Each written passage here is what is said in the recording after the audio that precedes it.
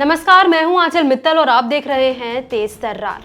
कभी दिल्ली की लाइफलाइन रही डीटीसी की बसें मेट्रो की शुरुआत के बाद यात्रा के लिए दूसरी पसंद बन गई। मेट्रो का आरामदायक सफर दिल्ली वासियों के लिए मुख्य सार्वजनिक परिवहन बन गया। इसके सुगम और तेज यात्रा सुविधा के कारण निजी वाहनों से चलने वाले लोग भी मेट्रो से सफर करने लगे, जिससे दिल्ली की सड़कों पर ट्रैफिक का दबाव थोड़ा कम हुआ। लेकिन इसमें काफी भीड़ होने के चलते अब निजी वाहन स्वामी वापस से अपने वाहनों से यात्रा करने को तरजीह देने लगे। इसे देखते हुए दिल्ली सरकार लंबे समय से प्रीमियम बस को चलाने की योजना पर काम कर रही थी।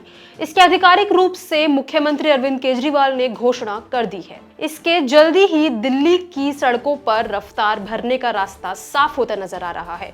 कैसी होगी ये प्रीमियम बस, क्या सुविधाएं मिलेंगी लोगों को और यात्रा के लिए जेबें कितनी ढीली करनी पड़ेगी, इस सब के बारे में आज हम आपको बताएंगे। दिल्ली सरकार ने शुक्रवार को जिस प्रीमियम एग्रीगेटर बस स्कीम 2023 को मंजूरी दी है, उसके तहत निजी कंपनियों को बसों को चलाने का लाइसेंस दिया जाएगा, जो इसके रूट के साथ किराए तक का निर्धारण करेंगे। खास बात यह है कि ये बस पूरी तरह से वातानुकूलित होगी और घर बैठे ऑनलाइन माध्यम से ही इसकी बुकिंग की जा सकेगी। इस बस में उतने ही लोग यात्रा कर सकेंगे जितनी उसमें सीटें होंगी, मतलब बस में खड़े होकर यात्रा नहीं की जा सकेगी, जिससे बस में भीड़ नहीं होगी। हालांकि इसका किराया डीटीसी की बसों की तुलना में थोड़ा ज्यादा होगा। इस बस को चलाने का उद्देश्य दिल्ली की सड़कों पर निजी वाहनों को दबाव कम करना है और उन लोगों को बस यात्रा के लिए प्रेरित करना है जो भीड़ में यात्रा करने से बचने के लिए निजी वाहनों का सहारा लेते हैं। अब सीएम अरविंद केजरीवाल ने इन प्रीमियम बसों को लेकर क्या कुछ कहा, वो हम आपको बताते हैं। सीएम अरविंद केजरीवाल ने सचिवालय में इस स्कीम को मंजूरी की घोषणा करते हुए कहा कि प्रीमियम बस सेवा शुरू होने से सार्वजनिक वाहन का इस्तेमाल बढ़ेगा, जिससे दिल्ली में वायु प्रदूषण में कमी आएगी। उन्होंने कहा कि एग्रीगेटर स्कीम लाने वाला दिल्ली देश का पहला राज्य है। सीएम ने कहा कि दिल्ली में सरकार बनाने के बाद से ही वो ट्रैफिक और वायु प्रदूषण को कम करने के उद्देश्य से प्रीमियम बस एग्रीगेटर स्कीम लाने की कोशिश कर रहे थे। अब 8 साल के लंबे संघर्ष के बाद ऐसा लग रहा है कि ये स्कीम जल्दी ही आ जाएगी। उन्होंने बताया कि एलजी से स्कीम का ड्राफ्ट मंजूर होकर आने के बाद 29 मई को एक बार फिर इसमें लोगों की प्रतिक्रिया के बाद बहुत मामूली बदलाव किया गया। इसे फिर से एलजी के पास मंजूरी के लिए भेजा जाएगा। सीसीटीवी, वाईफाई, जीपीएस से लेस ये बसें पूरी तरह से वातानुकूलित होंगी। बस का किराया और रूट का निर्धारण एग्रीगेटर कंपनी ही करेगी। इन्हें चलाने वाली कंपनी के लिए कुछ नियम और शर्तें भी तय की गई हैं, जिनका पालन करना अनिवार्य है।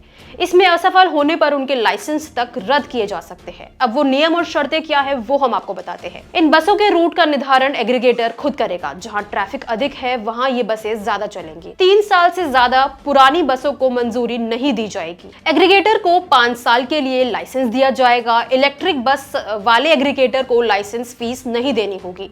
सभी बसों में कम से कम 9 सीटें होना अनिवार्य होगा। ऑपरेटर के लिए बेड़े में 25 बस शामिल करना अनिवार्य है। बनाए रूट की जानकारी दिल्ली सरकार को देनी होगी। एग्रीगेटर ही प्रीमियम बसों का किराया तय करेगा। केवल इलेक्ट्रिक बस ही बेड़े में शामिल की जाएंगी। नया लाइसेंस लेने के लिए 5 लाख रुपए देने होंगे। लाइसेंस मिलने के 90 दिन के भीतर कम से कम 50 बसें चलनी अनिवार्य होंगी। अगर इनमें असफल हुआ कोई भी तो कार्रवाई की जाएगी। प्रीमियम बस में कोई गड़बड़ी पाए जाने पर एक्शन लिया जाएगा। बताए गए दायित्वों को पूरा करने में विफल रहने पर कार्रवाई होगी। बस चालक का नशीली दवाओं के प्रभाव में पाए जाने पर भी कार्रवाई की जाएगी। लेन ड्राइविंग नियमों का उल्लंघन या तेज गति व लापरवाही पर बस चलाने जाने पर, महिलाओं, दिव्यांगों, वरिष्ठ जनों के साथ दुर्व्यवहार करने या ड्राइवर द्वारा शराब अथवा नशा करने पर भी कड़ी कार्रवाई की जाएगी। इसके अलावा कोई परमिट रद्द या निलंबित करने की किसी स्थिति में इंचार्ज अथॉरिटी के पास यह अधिकार होगा कि वो परमिट को रद्द करने या निलंबित करने की जगह लाइसेंस धारक से सिक्योरिटी डिपॉजिट के आधे के बराबर राशि वसूल कर सकता है। बस ऑपरेटर ही बस का रूट और किराया तय करेगा, जो डीटीसी बसों के किराए से कम नहीं होगा। लेकिन बस में सरकार की ओर से निर्धारित सुविधाएं यात्रियों को देनी ही होंगी।